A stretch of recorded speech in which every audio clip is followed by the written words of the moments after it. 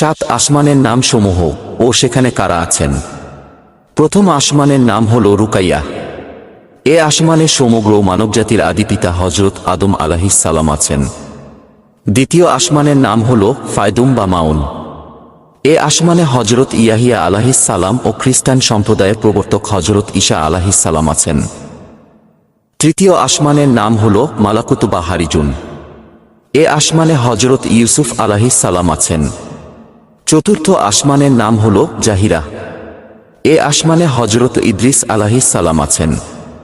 পঞ্চম আসমানের নাম হল মুজাইনা বা মুসাহারাত। এ আসমানে হজরত হারুন আলাইহিস সালাম আছেন। ষষ্ঠ আসমানের নাম হল খালিসা। এ আসমানে ইহুদি ধর্ম প্রবর্তক হজরত মুসা আলাইহিস সালাম আছেন। সপ্তম আসমানের নাম হল লাবিয়াহ বা দামিয়াহ। এ আসমানে হজরত ইব্রাহিম আলাইহিস সালাম আছেন।